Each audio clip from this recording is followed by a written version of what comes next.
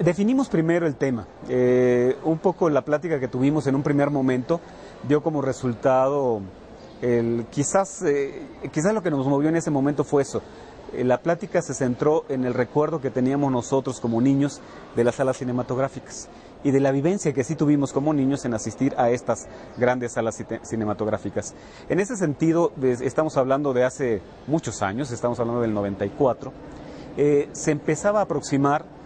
cierta celebración o festejos por los 100 años del cine y ya habían aparecido algunos textos o algunos documentos más conmemorativos que analíticos.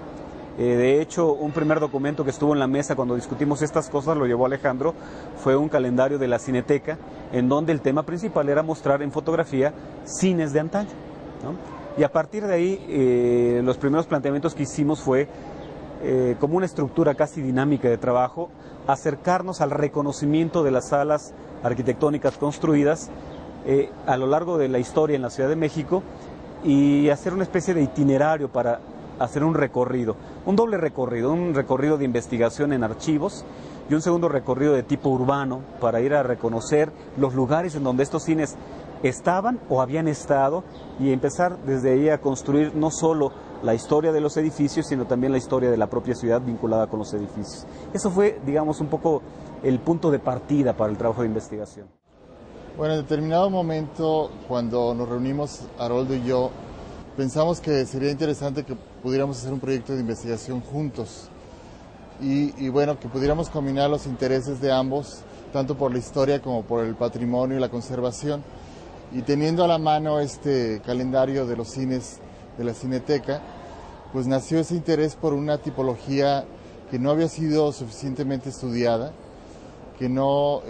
aparecía en los libros de historia de la arquitectura, que si acaso algún ejemplo, porque era de un arquitecto importante. Entonces era una arquitectura prácticamente olvidada y otro factor era que estaba en proceso de extinción. Ya desde el 94 que empezamos, veíamos que los cines empezaban a cerrarse, a abandonarse, a modificarse y que muchos de ellos tenían una importancia, una relevancia arquitectónica que valía la pena resaltarse. Entonces por eso es que empezamos a documentar esta tipología, empezamos a recorrer la ciudad, empezamos a consultar archivos y así fuimos armando este proyecto. Digamos que en el mejor de los casos el investigar sobre los cines es un buen pretexto. Y es un buen pretexto para analizar a la propia arquitectura y a la evolución histórica de la arquitectura, sobre todo, digamos, en los últimos 100 años. ¿Qué es lo que ha aparecido en los últimos 100 años y que a veces no se descubre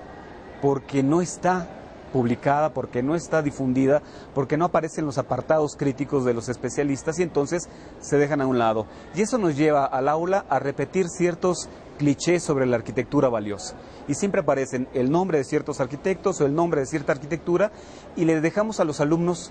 poca información amplia, en donde ellos, más que reconocer o solo reconocer, puedan generar un aparato crítico para analizar a la arquitectura. Y así como las salas cinematográficas, hay otros géneros arquitectónicos que los alumnos tienen que aprender a estudiar, y a estudiar en el doble sentido, a reconocerlos como parte de un bagaje histórico que tienen que asumir como propio, pero también a estudiarlos para entender los valores que desde el ámbito del diseño están insertos en los cines. No hay mejor recinto urbano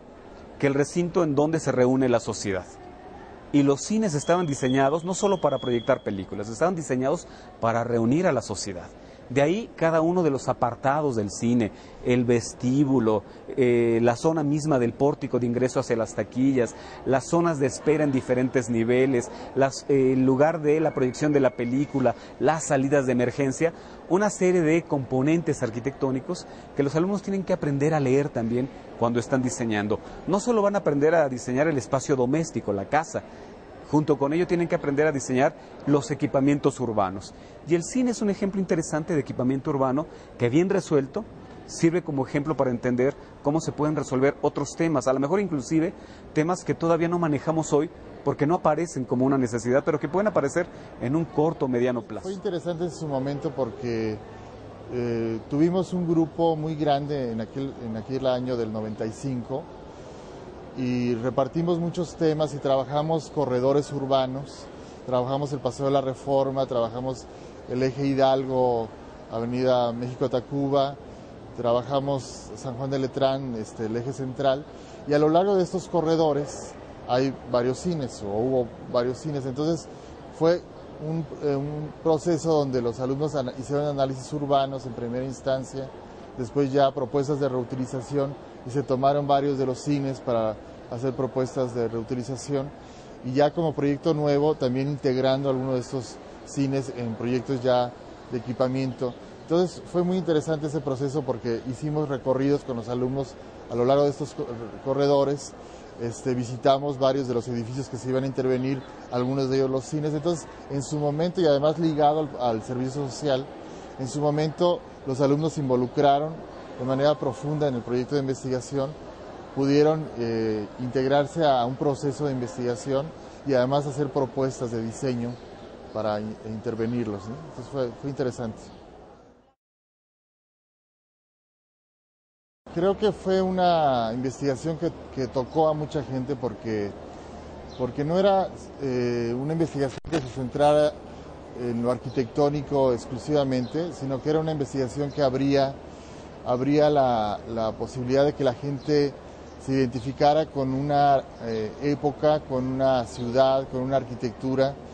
que recordara su niñez yendo a los cines, y fue por lo tanto una investigación que tuvo una repercusión interesante en ese sentido, a través de los videos que hicimos en su momento, a través del libro que se publicó en el 97 y un segundo libro que hicimos con Clio, que abordábamos los cines de otras partes de la República. O sea, estos documentos y estos videos, a las gentes que tuvieron acceso a ellos, fue interesante ver la reacción, porque sí, efectivamente,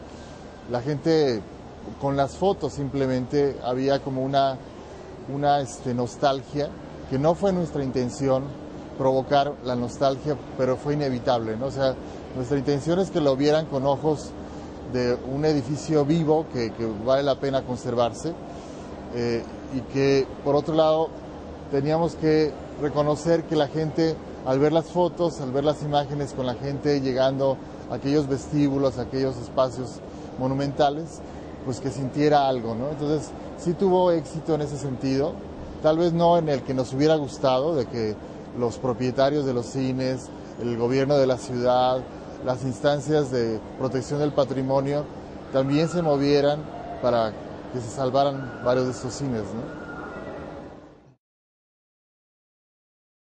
Sí, digamos que hemos recibido diferente tipo de premios. Ha habido premios nacionales. El premio Francisco de la Maza es un premio que otorga el INAH anualmente, y fue en este caso el proyecto de investigación quien tuvo acceso a este premio en 1998.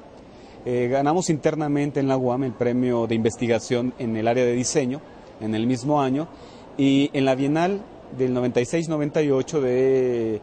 el Colegio de Arquitectos y la Federación de Colegios de Arquitectos de la República Mexicana ganamos la medalla de plata por la mejor investigación en el ámbito de la arquitectura. Además de algunas menciones honoríficas, como en la Bienal de Quito, en donde el proyecto de investigación en el área de teoría recibió justamente una mención honorífica. Después de que sacamos el libro de la Ciudad de México, Clio se acercó a nosotros y nos propuso hacer una investigación sobre los cines en la República, y por eso salió este libro de la República de los Cines, que no fue a tanta profundidad porque no era del interés editorial de Clio que abordáramos a profundidad, sino que hiciéramos como un recuento más o menos general, y se consiguió muy buen material para ese libro, o sea que a través de la misma editorial, de algunos archivos, y bueno, fue un libro atractivo visualmente, ¿no? Y bueno, después parecía que el proyecto ahí quedaba, pero yo me fui de sabático en el 2001 y me fui a Sudamérica, y había hecho un viaje previo, me había dado cuenta que había cines espectaculares en varias ciudades latinoamericanas, y identifiqué investigadores locales. Entonces ya cuando armé el proyecto de sabático, planteé hacer una investigación sobre los cines en Sudamérica, y platicándolo con Francisco Haroldo, planteamos que podíamos hacer un proyecto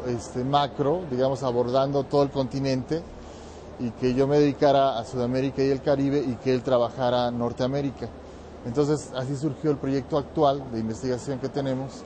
que es Cines en América, la arquitectura para el espectáculo, y que pues estamos desarrollando y que esperamos salga pronto este trabajo, ¿no?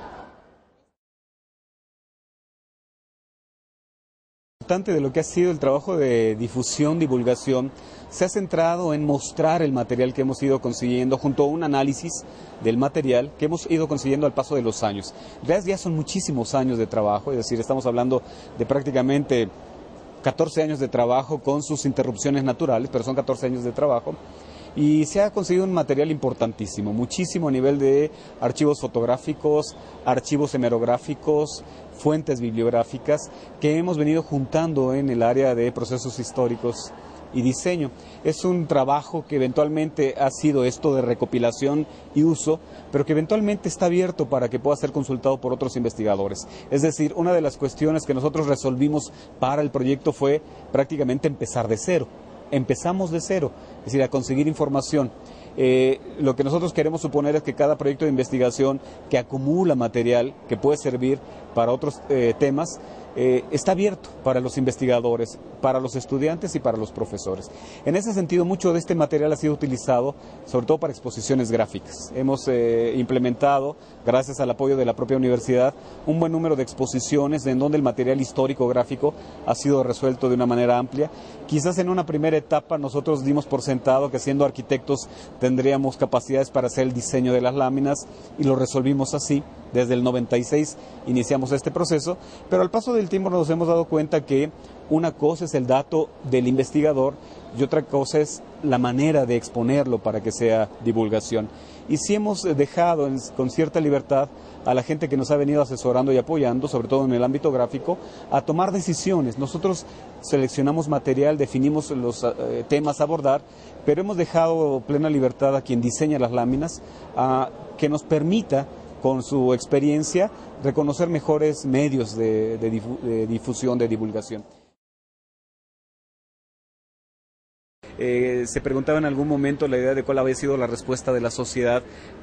a partir de la investigación y particularmente de la publicación. Bueno, yo diría que no solo el libro, las propias exposiciones y las conferencias, sobre todo estas conferencias que se hacen hacia un público no conocedor o no especialista del tema, siempre han traído como respuesta inmediata un interés, un amplísimo interés, porque se reconoce parte de la historia, parte de la propia memoria de la sociedad a partir de temas de investigación de ese tipo. Y a veces la gente no sabe que la UAM hace estas cosas. Se da por sentado que la universidad forma estudiantes, pero que el trabajo de investigación y sobre todo de difusión es menos conocido. Me da la impresión en ese sentido que en términos prácticos las galerías de ciencias o la galería en su concepto amplio pueden ayudarnos en ese nivel. Y ojalá y pudiera abrirse un poco esa perspectiva de los muros de la universidad para que la sociedad se pudiera integrar a reconocer lo que sucede al interior y eventualmente a conocer por fuera lo que hacemos también desde el interior.